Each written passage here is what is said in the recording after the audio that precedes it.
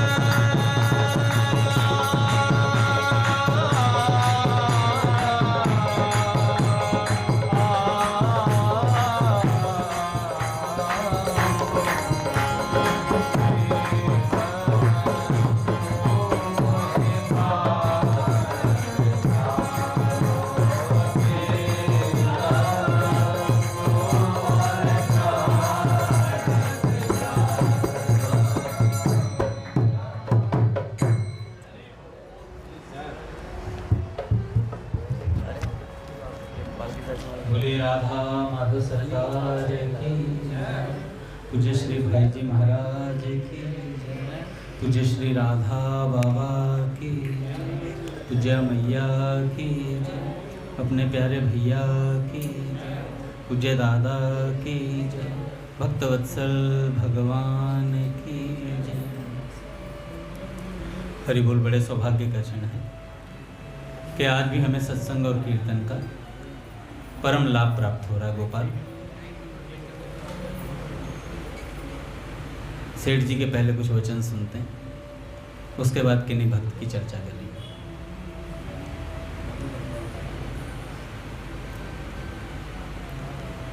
देखो, बड़ा सुंदर पद था ये। पूज्य घनश्याम दास ठाकुर जी ने भी गाया हुआ है, महाराज जी ने भी गाया हुआ है अपने मुख से।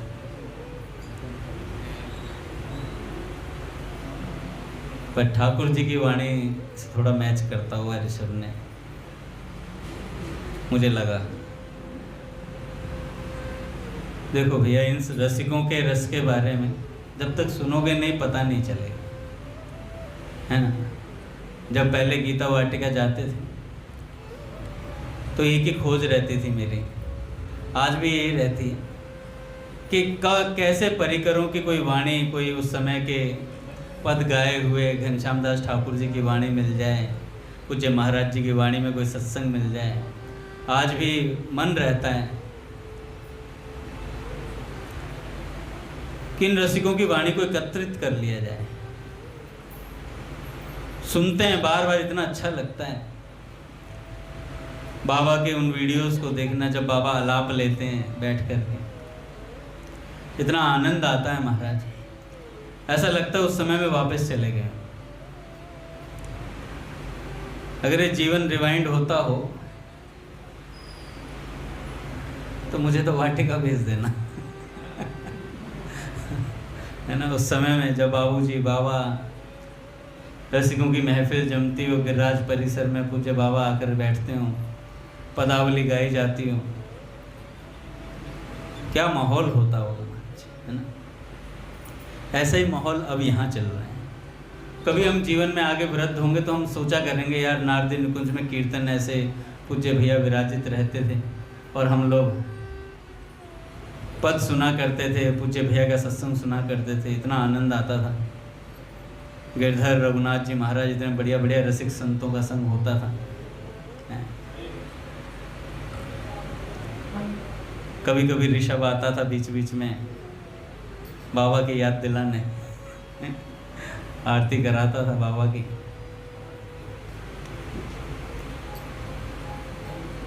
तो ये समय हमें याद आएगा, गोल्डन पीरियड चल रहा है हमारा।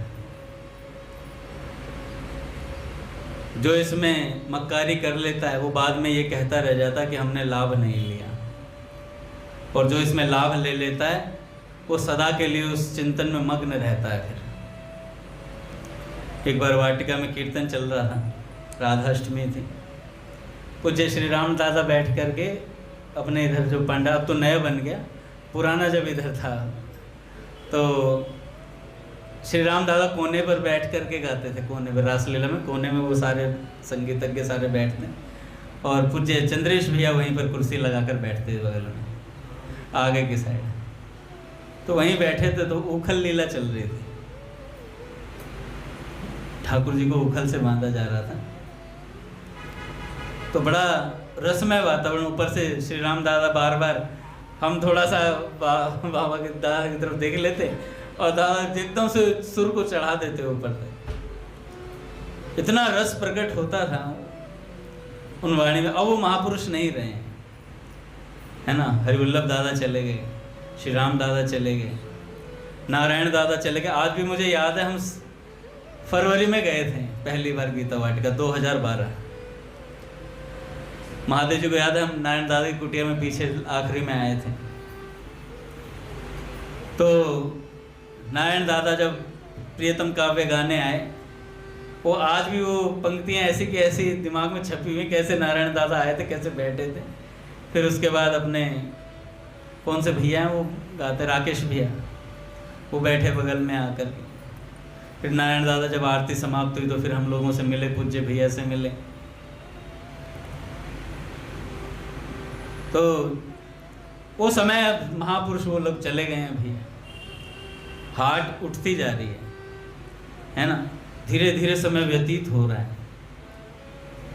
कभी 2006 2005 हुआ करता था और आज 2025 है। मोदी जी 2047 का विज़न लेकर चल रहे हैं, विकसित भारत का। उस विकसित भारत में हम रहेंगे नहीं रहेंगे हमें पता नहीं है ना। तो इसलिए अपना स्थान पक्का कर लेना चाहिए जीवन के रहते रहते। जिस देश में जाना है उस देश की बात याद कर करके उस देश में अपना स्थान पक्का कर लेना चाहिए, है ना। वहाँ के बार बार चिंतन करें, बार बार जिस देश में जाना वहाँ की सोचें ना। जितना वहाँ की सोचेंगे उतना हमारा लक्ष्य और सुदृढ़ होता चला जाएगा।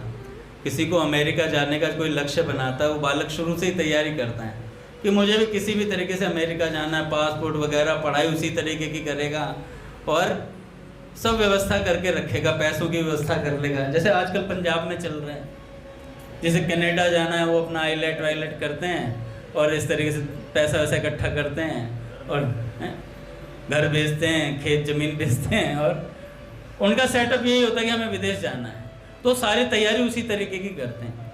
तो ऐसे ही हमें भी भैया प्रिया प्रियतम के घर जाना है ना, तो हमें भी वैसी तैयारी करनी पड़ेगी।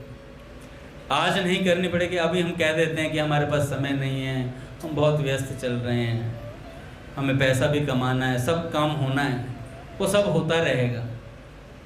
आपके मन को कोई नहीं पकड़ सकता। संत जन कहते हैं आप शरीर से पूरा दिन क्या करते हैं उसका आप ख्याल रख सकते हैं अपने आप, लेकिन अपने मन को श्री कृष्ण में निवेशित करना है, वो तो कोई रोक नहीं सकता, कोई माइका लाल नहीं रोक सकता आपको। वो आपके ऊपर है, आप जाना चाहते हैं या नहीं जाना चाहते हैं। तो इस प्रकार से अपने मन को निरंतर भगवान के, कल एक बहुत अच्छा मैसेज मैंने भेजा था पूज्य महाराज जी का, किसी ने पढ़ा हो, कोई बताएगा क्या भेजा था? हाँ? क्या? हाँ, देखो पवन गुरु जी ने कितना सुंदर बताया है। अन्य चर्चा को सर्वदा नहीं सुनना चाहिए, अन्य चर्चा को सर्वदा नहीं सुनना चाहिए, न कहना चाहिए। किसी की आलोचना का समय कमल लोचनों को देखने में व्यतीत होना चाहिए। जब हम किसी की आलोचना करते हैं वो समय कमल लोचनों को देखने में व्यतीत होना चाहिए, मतलब समय व्यर्थ ना जाने पाए, निरंतर श्री कृष्ण में हमारा मन लगा रहे। ऐसा कुछ कार्य कर लेना चाहिए, ऐसा कुछ चिंतन बना लेना चाहिए। समय खाली होते ही, जैसे ही हम संसार से खाली हुए तो तुरंत भगवान की तरफ मन भागना चाहिए। पता चल जाएगा आपको कि आप भगवान से कितना जुड़े हुए हैं। अभी क्या होता है, एक संत कह रहे थे कि हमारी स्थिति कैसी है, भगवान के लिए हमें समय निकालना पड़ता है। हम सांसारिक जीवों की कैसी स्थिति है कि भगवान के लिए हमें समय निकालना पड़ता है, कि 24 घंटे में से 1 घंटा हम भगवान के लिए निकाल रहे हैं। वो भी भगवान पे एहसान कर देते हैं, जय राम जी के, भगवान भी कहते हैं जय राम जी के। पर संतों की कैसी स्थिति है, भगवत भक्तों की, प्रेमियों की स्थिति कैसी है? वो भगवान से समय संसार के लिए निकालते हैं। गिरधर 1 घंटा समय संसार के लिए निकाला है, 1-2 घंटे समय संसार के लिए, ऐसे निकालते हैं वो लोग। दादू दयाल जी 24 घंटे में से 22 घंटा भजन करते हैं, 2 घंटे अपने नित्य कर्म वगैरह के लिए, अपना आराम के लिए निकालते, 1 घंटे में सब हो जाता है महाराज। कहते पर हम ऐसे नहीं बन सकते, अनुमोदन कर सकते हैं, अनुमोदन कर सकते हैं। हाँ महाराज, ऐसा होना चाहिए। अनुमोदन करने मात्र से संत की कृपा हो जाती है हमारे ऊपर। हम वैसा भजन नहीं कर सकते, पर अनुमोदन कर देंगे ना कि हाँ प्रभु बिल्कुल सत्य बात है, ऐसा ही भजन होना चाहिए।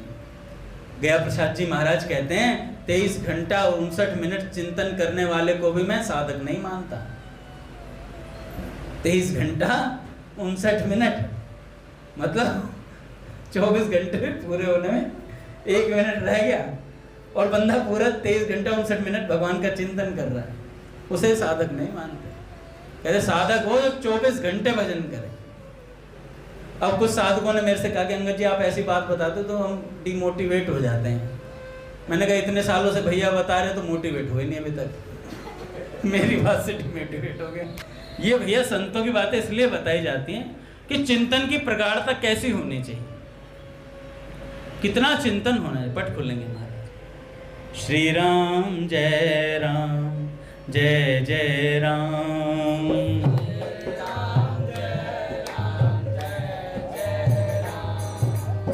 श्री राम जय जय राम।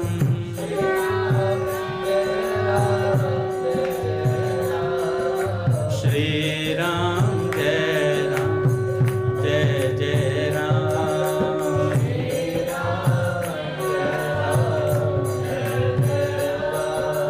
जय जय श्यामा जय जय श्याम।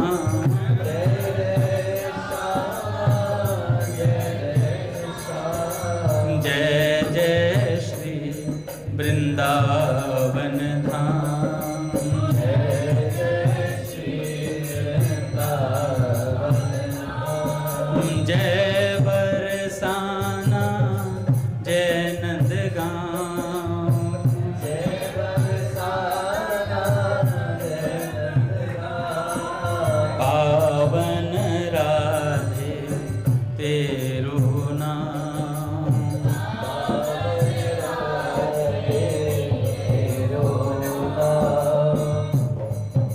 श्री राम जय जय राम। श्री राम जय जय राम।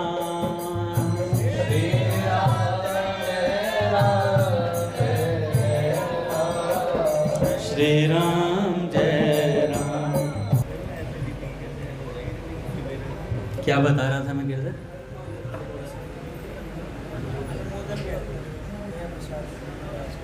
साधक नहीं मानता। हाँ, तो 23 घंटे 59 मिनट। तो इसका मतलब हम साधक नहीं हैं, पर साधक बनना चाहते हैं। साधक बनना, साधक तो बहुत गहरी परिभाषा है। किसी दिन बाबूजी का एक प्रवचन सुनकर देखना, उसमें बताएंगे बाबूजी साधक क्या होता है। अभी तो हम साधक बनने के लिए प्रयास कर रहे हैं कि हम साधक बन जाएं। अच्छा, कई ऐसे होते हैं जो साधक भी नहीं होते, भक्त भी नहीं होते, सिद्ध बनने का प्रयास होता है। मतलब सिद्धि बन के घूम रहे होते हैं, मतलब सिद्धि बन के घूम रहे होते हैं। कहें तो किसी को बालाजी प्रभु कहाँ हैं? बालाजी अंदर आ जाओ बेटा।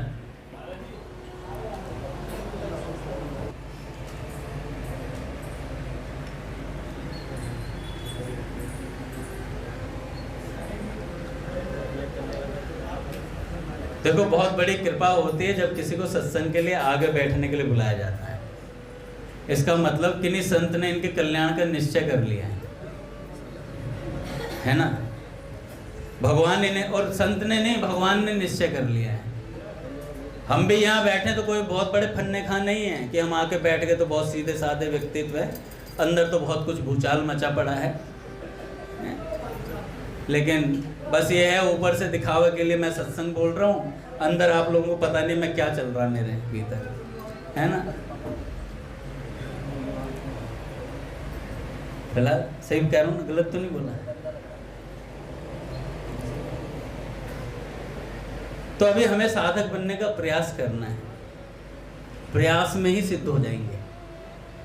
प्रयास करते करते वो वस्तु मिल जाएगी कि पता नहीं चलेगा। जैसे प्लेन में बैठे हुए व्यक्ति को ये पता नहीं चलता है कि वो कब गंतव्य पर पहुंच गया। उसे लगता है अभी तो बैठे थे प्लेन में, और वो पहुंच जाता है। ऐसे ही जैसे हम भक्ति के मार्ग पर पैर रखते हैं तो हम भगवान की लिफ्ट पे चढ़ जाते हैं, भगवान का नाम पकड़ लेते हैं, भगवान की बात पकड़ लेते हैं, तो लिफ्ट में आरूढ़ हो गए। वो कब कैसे पहुंचा देगी पता भी नहीं चलेगा आप लोगों को। गिरधर, कब तुम्हारा मन भगवान में लगा तुझे पता चला? नहीं पता चला। मन करता है ना भगवान से बात करने का, भगवान की बातें सुनने का। कब हुआ ऐसा मन? कौन सा ऐसा क्षण था जब तुम्हारा ऐसा मन हो गया? नहीं पता चला, वो होते होते हो गया।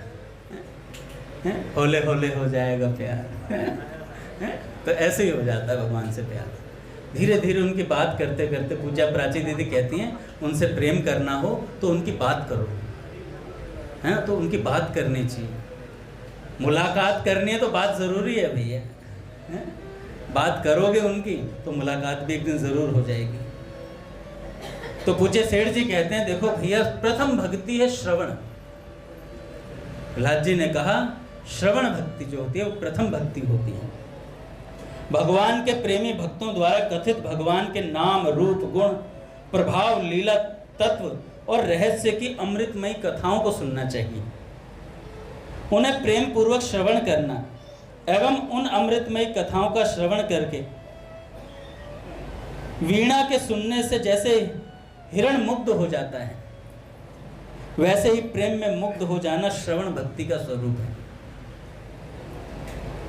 श्रवण भक्ति की प्राप्ति के लिए श्रद्धा और प्रेम पूर्वक महापुरुषों को साष्टांग प्रणाम करना चाहिए, उनकी सेवा करनी चाहिए और उनसे नित्य निष्कपट भाव से प्रश्न करना और बतलाए हुए उत्तर पर चलना।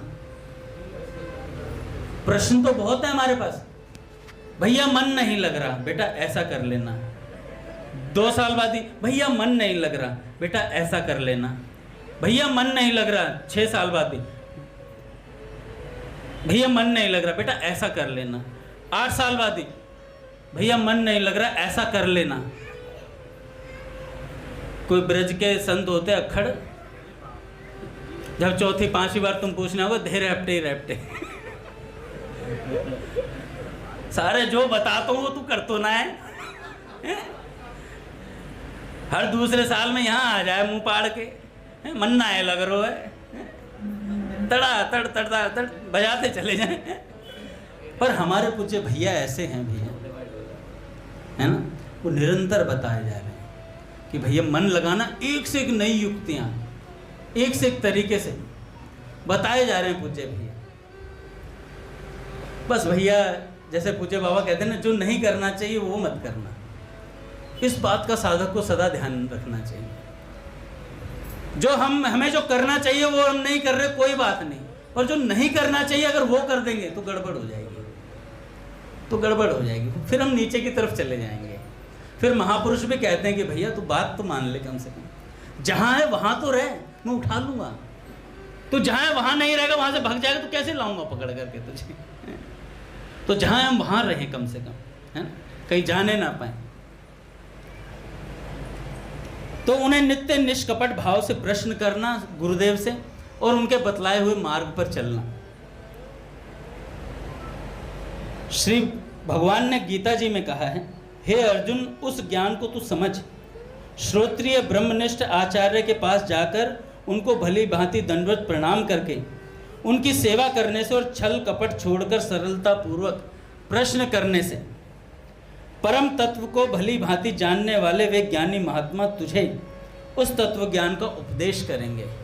तू उनको जाकर प्रणाम कर, महापुरुषों को जाकर। महापुरुषों के द्वारा वर्णित उपयुक्त श्रवण भक्ति को प्राप्त करके प्रभु में अनन्य प्रेम होने के लिए प्रभु के भक्तों में उसका प्रचार करना, यह उसका प्रयोजन है। भाई जी को जब दर्शन हुए ना जेसीडी में, भाई जी ने पत्र लिख के सेठ जी से पूछा, सेठ जी महाराज सबके सामने प्रत्यक्ष दर्शन क्यों हुआ, सबके सामने ये दर्शन क्यों हुआ? तो सेठ जी ने कहा, भगवान को तुमसे कुछ विशेष काम करवाना है, इसलिए तुम्हारा ये दर्शन तुम्हें सबके सामने हुआ। तुम्हारी कीर्ति का गान हो, तुम्हारा मान सम्मान बढ़ जाएगा, तो तुम्हारे से भक्ति का प्रचार करवाएंगे भगवान। ये भगवान की प्लानिंग है, सेठ जी ने कहा। तो ऐसी बात है भैया, यह श्रवण भक्ति महापुरुषों के संग बिना प्राप्त होनी बड़ी कठिन है। गोस्वामी तुलसीदास जी महाराज कहते हैं कि बिनु सत्संग न हरि कथा, ते बिन मोह न भाग, मोह गए बिन राम पद, होए न दृढ़ अनुराग। किंतु महापुरुषों के संग के अभाव में उच्च श्रेणी के साधकों का संग एवं महापुरुष विरचित ग्रंथों का अवलोकन करना भी सत्संग है। अगर कोई सिद्ध महापुरुष ना मिले तो क्या करें?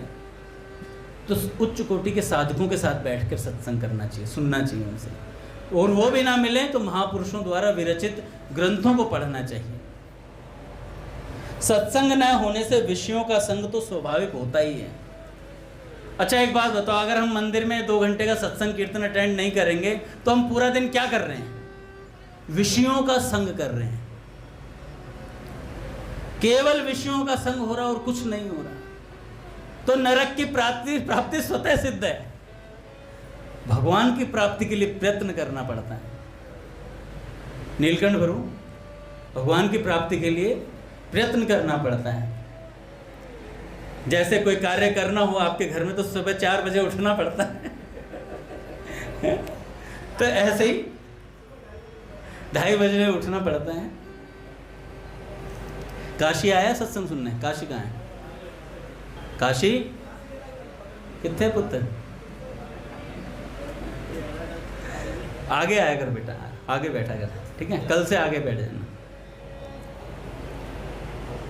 तो सत्संग न होने से विषयों का संग तो स्वतः सिद्ध है भाई, उससे मनुष्य का पतन हो जाता है और सत्संग से प्रत्यक्ष परम लाभ होता है। पूज्य मल्लुपीठ सरकार कहते हैं सत्संग भगवान की गोद है। सत्संग में बैठना आप भगवान की गोद में बैठे हैं, क्योंकि मनुष्य के जैसा जैसा संग होता है उस संग के अनुसार ही उस पर वैसा वैसा प्रभाव पड़ता चला जाता है। आप देखो जो 2-2 महीने मंदिर नहीं आ रहे ना, उनका रंग ही बिगड़ गया है, उनका रंग ही बिगड़ जाता है। फेयर एंड लवली लगा के गोरा मुख तो दिख सकता है, या जो गोरे हैं वो गोरे दिख सकते हैं, पर वो रंग नहीं नजर आएगा, तो यहाँ आएगा चिंता मत करो। सदा दिवाली संत की महाराज, 8 पहर आनंद महाराज। और श्रवण भक्ति भी सत्संग से ही मिलती है, इसलिए सत्संग ही श्रवण भक्ति का हेतु है। जिसका श्रवण अच्छा होगा, जिसे सुनना आ गया ना, वो काम कर जाता है महाराज। भैया ने उस दिन बताया था, जो गूंगा हो चल जाएगा लेकिन बहरा नहीं कर पाएगा, क्योंकि कानों से भी देखा जाता है। भैया ने उस दिन बताया था। सत्पुरुषों के दर्शन, भाषण, स्पर्श, चिंतन और संग से पापी पुरुष भी पवित्र हो जाता है। महापुरुषों की कृपा के बिना कोई परम पद को आज तक प्राप्त नहीं हुआ।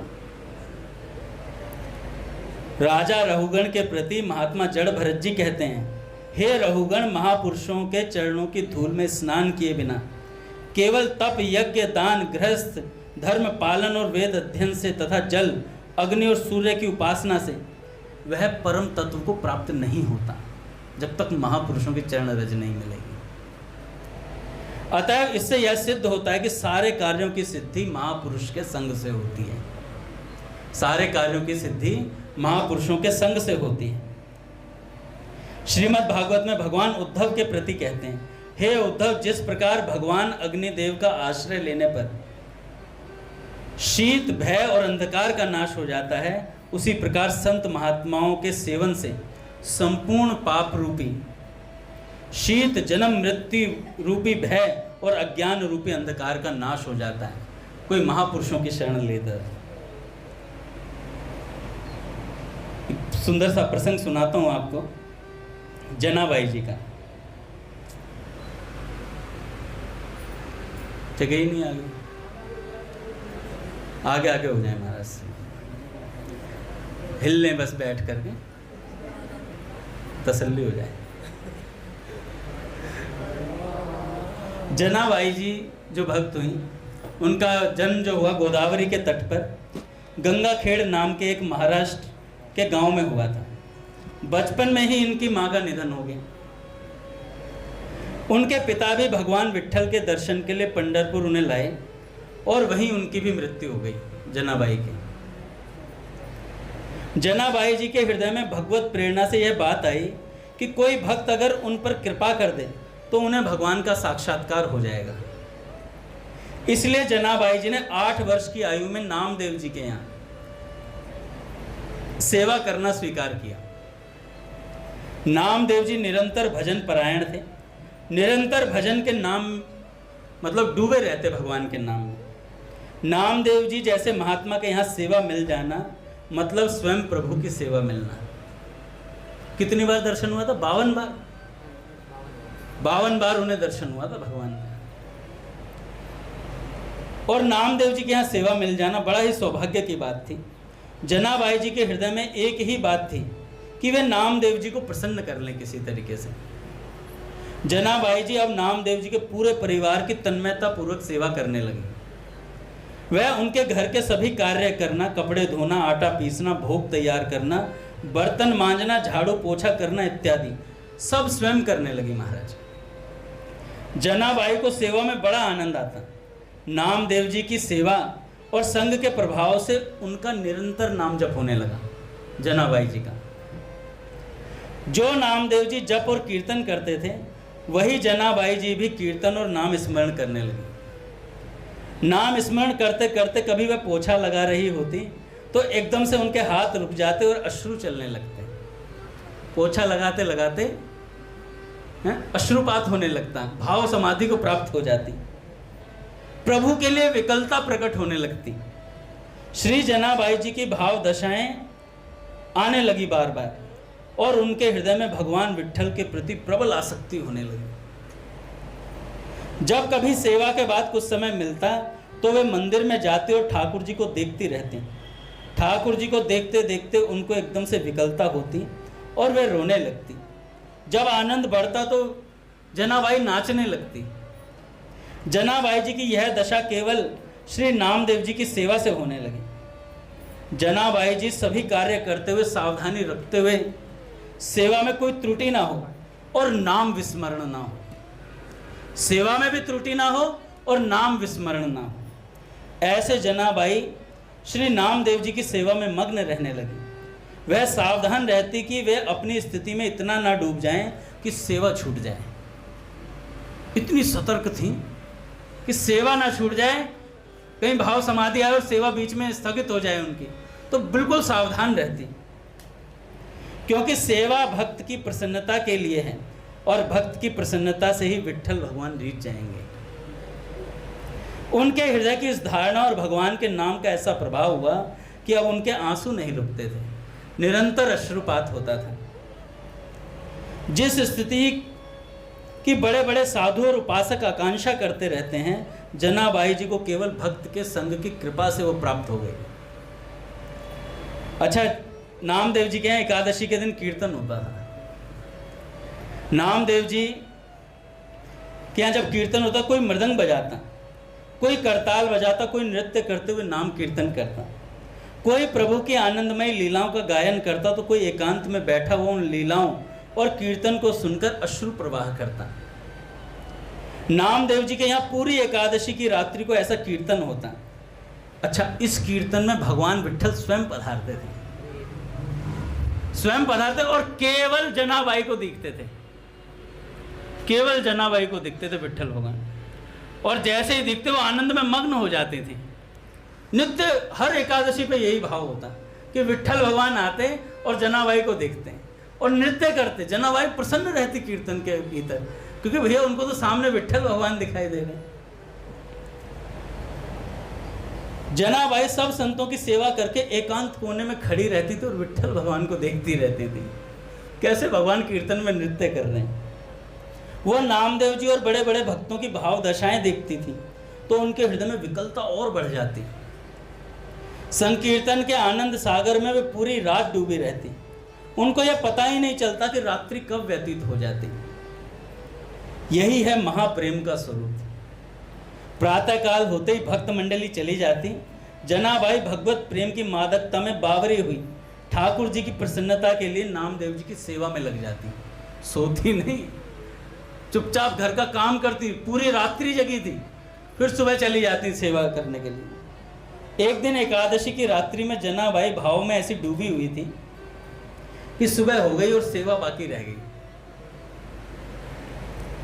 घबराते हुए उन्होंने सोचा कि पहले वस्त्र धो लेती हूँ, कपड़े धो लेती हूँ।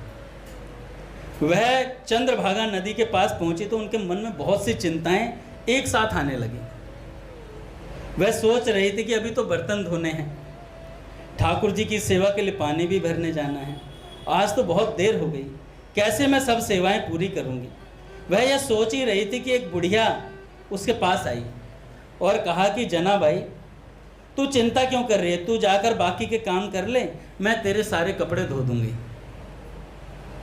जना भाई ने कहा, आप मेरा काम क्यों करेंगी? वृद्धा ने कहा, मैं सच्ची सफाई और धुलाई करना जानती हूँ, मैं सच्ची सफाई और धुलाई करना जानती हूँ। जो कपड़े को मैं एक बार धोती हूँ वे दोबारा गंदे नहीं होते। बुढ़िया कहती है, जिस कपड़े को धो देती हूँ दोबारा गंदे नहीं होते। जनाबाई समझ नहीं पाई। बुढ़िया ने प्रेम से कहा, तू चिंता मत कर, तू मेरे जैसे कपड़े साफ नहीं कर सकती है। जनाबाई ने कहा कि अब मुझे तत्काल नामदेव जी के घर जाना होगा क्योंकि मैंने बर्तन नहीं धोए हैं। वो यह कहकर और कपड़े वहीं नदी के किनारे छोड़कर चली गई। जनाबाई बर्तन धोकर जल भरकर वापस आई तो उन्होंने देखा कि माता ने सब कपड़े धोकर सुखा दिए हैं। जनाबाई ने देखा कि सारे कपड़े एकदम साफ हो गए थे। जनाबाई ने हाथ जोड़कर कहा कि आप जैसा उदार तो मुझे जीवन में कोई मिला ही नहीं।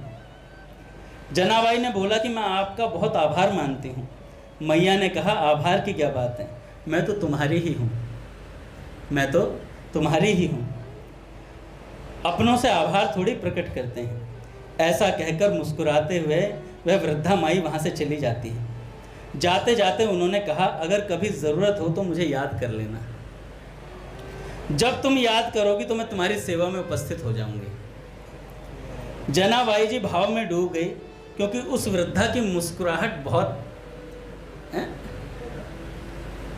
गजब थी। उनके हृदय में आनंद का वर्धन कर दिया उस मुस्कान ने। जब चेतना आई तो उन्होंने सोचा कि मैंने तो पूछा ही नहीं कि वो कहाँ रहती है और उसका नाम क्या है। उन्होंने आसपास देखा तो कोई वृद्धा दिखाई नहीं दी। अब तो उनके हृदय में विकलता और बढ़ गई। वह कौन हो सकती है, ऐसी बात उनके मन में आई। जनाबाई सब कपड़े लेकर घर पहुंची। उनका हृदय बड़ा व्याकुल था। आखिरकार वह वृद्धा थी कौन और वह अपनी मुस्कुराहट से कैसा जादू कर गई कि मेरा चित्त बार बार उसी का चिंतन कर रहा है। जनाबाई गदगद कंठ से नामदेव जी के समीप गई और पूरी घटना सुनाई। नामदेव जी ने तत्काल जनाबाई से कहा, अरे वह और कोई नहीं था, वह तो विट्ठल ही थे। नामदेव जी को आश्चर्य हुआ कि विट्ठल जी जनाबाई से कितना प्यार करते हैं। पूज्य दादा को प्रणाम। जनाबाई से कितना प्यार करते हैं कि उन्होंने स्वयं आकर उनके सब कपड़े धो दिए। कैसा महिमामय स्वरूप है भक्ति का। श्री नामदेव जी ने कहा कि जनाबाई, तेरे तो अहोभाग्य हैं कि तेरे ऊपर ठाकुर जी की कृपा हुई, तो समझ नहीं पाई। अब तो जनाबाई के हृदय में और प्रणय का कोप बढ़ गया कि मिलने आए और धोखे से, कि प्रभु आए भी तो छलिया रूप लेकर आए। जनाबाई रोने लग गई।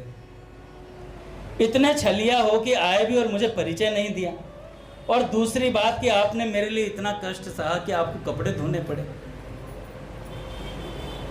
प्रभु सदैव अपने भक्त के पीछे पीछे घूमते हैं। हरि बोल महाराज, पूज्य भैया।